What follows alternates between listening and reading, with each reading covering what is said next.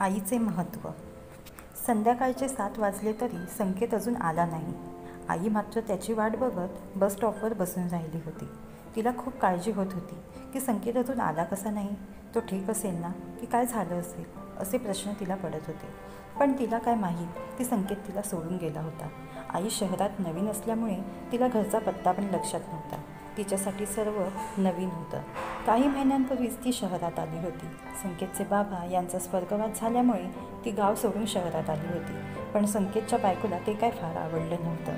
तिला तिची अडचण झाली होती. तिने संकेतला आधीच सांगितलं होतं की ती मला या घरात नको आहे, तू तिला गावाला सोडून ये. पण संकेत ऐकत नव्हता, कारण गावचं सर्व विकून तो शहरात स्थायिक झाला होता. त्यामुळे तो आईला गावाला पाठवू शकत नव्हता. त्याच्या बायकोने त्याच्या मनात आईबद्दल वाईट साईड भरून त्याला तिला सोडायला भाग पाडले. बायकोच्या भुरळीपुढे त्याला आईचे प्रेम आणि महत्त्व लक्षात नाही राहिलं आणि त्याने आपल्या आईला रस्त्यावर सोडून घरी आला.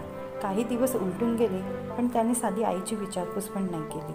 काही दिवसांनी तो ज्या कंपनीत काम करत होता त्या कंपनीला खूप मोठे आर्थिक नुकसान झाल्यामुळे त्याची नोकरी गेली. म्हणून त्याने दुसरं काम बघायचा निर्णय घेतला आणि मुलाखतीसाठी एका कंपनीत गेला. तिथे मालकाने मुलाखत घेताना संकेतला आईचे महत्त्व विचारले. संकेतने पण खूप उत्साहात उत्तर दिलं. पण मालकाला संकेतबद्दल असं काहीतरी माहीत होतं की ज्याने संकेत मोठ्या संकटात सापडणार होता. त्या मालकाचा आणि संकेतचा संबंध तरी काय होता आणि नेमकं काय माहीत होतं मालकाला संकेतबद्दल, आपण पुढच्या भागात जाणून घेऊया.